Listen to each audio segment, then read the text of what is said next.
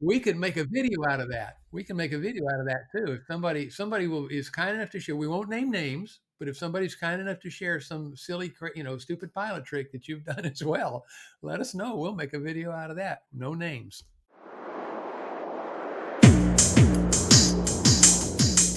Pat, I was surfing through the internet the other day, as I am prone to do, and there was a great little clip. Actually, there were several of them of a Pilatus that was flying with the tow bar hanging off the nose wheel, and it just resonated with me because I once worked with a flying club, and this is heartbreaking. That had just a beautiful Cessna Cardinal 177 with a brand new rebuilt engine. They moved it from Chicago to Florida, just spectacular, and a CFI and a club member going out for some recurrency left the tow bar on and had a prop strike and had to tear down a 75-hour engine. That's a Oh, really big expense, and your insurance company's not going to be happy with you. I'll tell you, my personal rule has always been click like on this video and subscribe to MadPropsAero so we can keep sharing these great stories with you. My other personal rule has always been never leave the tow bar on the front wheel. Take it off. Even if you're just walking over to check something and coming right back to move the plane, take it off because it's so easy to forget and it's so expensive and embarrassing. I will tell you a personal story, Jamie. Uh-oh. Yeah, I'm ready. I'm braced. I did that. Oh, But man. but I will here, not tell a soul. but here's the good news. This was in a 172 that I had years and years and years ago, and I had pulled it out of the hangar. Had had the little blue tow bar on it with a little squeezy thing on there, and got distracted and got in it and fired up the engine. And just as the engine caught, I thought, "Uh oh, I've got the tow bar on there." Shut the engine down real quick. There was about that much clearance between the tow bar and the propeller. You caught a break, son. Never hit. And I honestly, I think this is probably the first time I've ever confessed having done that.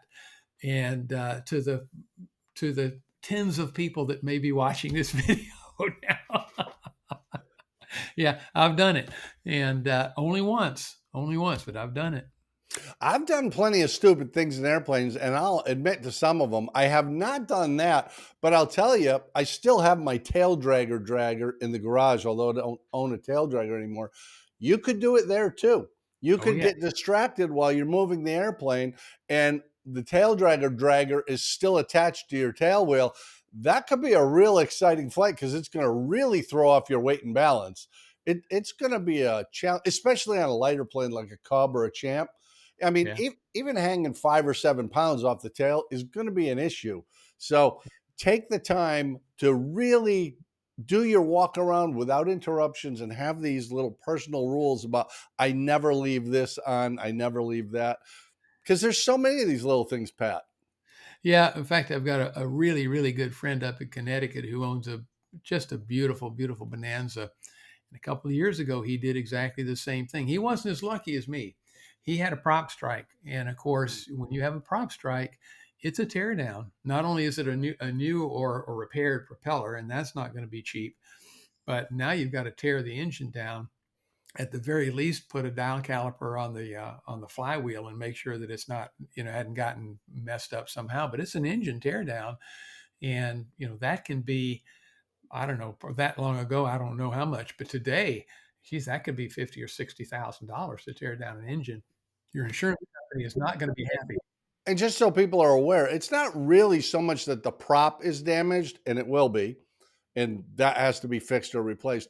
But anything that slows the engine down dramatically while it's producing power torques the crankshaft.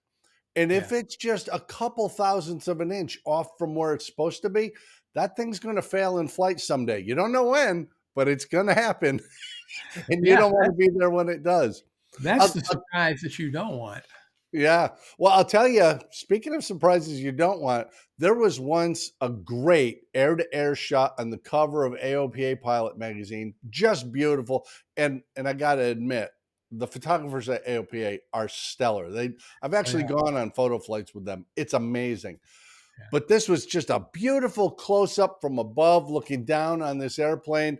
And it was beautiful, except readers noticed there wasn't a gas cap where there should be a gas cap. And that's the thing. Even the best pilots, if you allow yourself to get distracted doing your walk around, doing your pre-flight, you're talking to your passengers, the line guy comes up and talks to you about fuel or oil or whatever, it can throw you off. And sometimes, even if it means going back to the beginning and starting over, go do that, because Yeah. it can be very exciting when you're in the air going, why is the fuel going down so fast? Well, Jamie, I have another confession to make. Uh-oh. I've done that too. One time. Look, all these things is one time. It tells all it takes. This was in a it was in a decathlon, and actually, I was doing some spin training for some folks. I had several people lined up to do spin training for, and we were out in the practice area doing some spin training. We had just put in some gas so that we could go back and do this the second or third mission, whatever it was.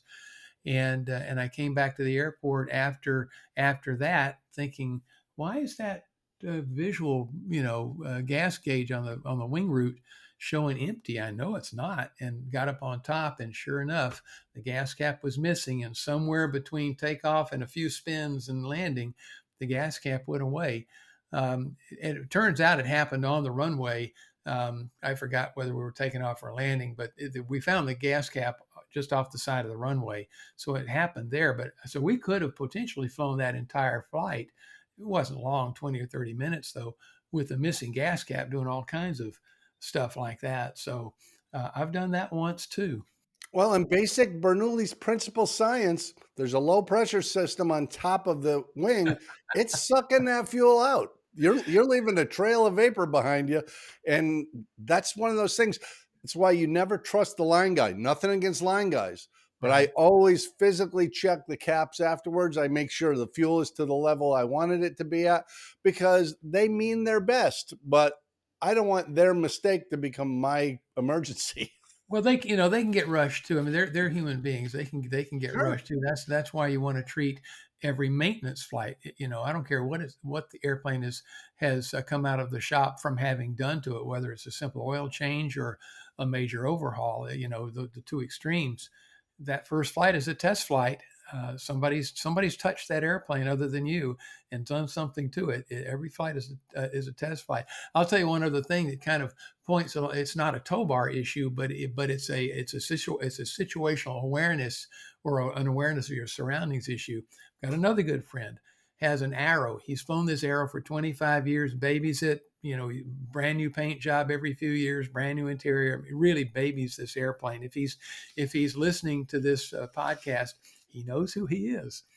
But he was in Florida a number of years ago, and getting ready for an engine start to come home, and he didn't realize that the line guys had left one of those orange cones in front of his airplane. Hmm. And so he starts the engine and starts forward, and a propeller catches one of those cones and launches it across the tarmac into, it was either a 421 or a CJ or something, an Oh, expensive airplane.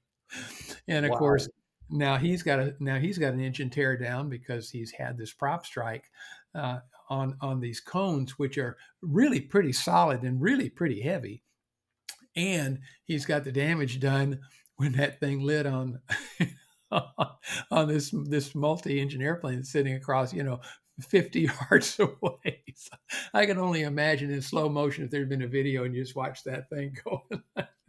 Well, and some of it's just, they say comedy is tragedy plus time. And that's the case in some of these things. But I will tell you, it even extends to things like gust locks, Yeah. because we could have a gust lock on the ailerons or on the rudder, an external one, not the pin in the control yoke. That would be a horrible thing if you ended up in the air and then realized your gust locks were still there. So the key to this is really take that pre-flight check really seriously. Do that walk around like you mean it, because we do that every flight. And over time, that becomes something that's so monotonous. And we've done it and we've done it and we've done it. And I'll tell you, you might have a missing piece of safety wire. And that seems like nothing. But that turnbuckle is loosening up on flight. And all of a sudden, you have no rudder just because a Yeah. piece of wire is missing. So Yeah. it really is worth checking this stuff. And it's not to freak you out, even though Pat and I have made all the mistakes for you, they're still out there for you to make too. So do that walk around. Make sure you don't get distracted. Use a written checklist if you have to, but make sure you catch these little things because you want to keep the fuel in the tank.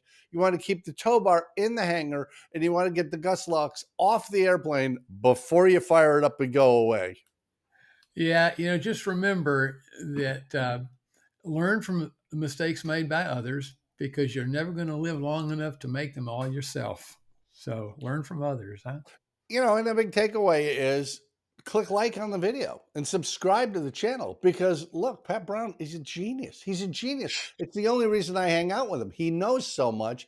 And leave a comment down below. What's the dumbest thing you ever did in an airplane? This way we won't feel so embarrassed now that you know some of our dumb things. Yeah, something we could make a video out of that. We can make a video out of that too. If somebody is kind enough to share, we won't name names, but if somebody's kind enough to share some silly, stupid pilot trick that you've done as well, let us know. We'll make a video out of that. No names. Absolutely. And we'll see you next time right back here at MadPropsAero. Adios.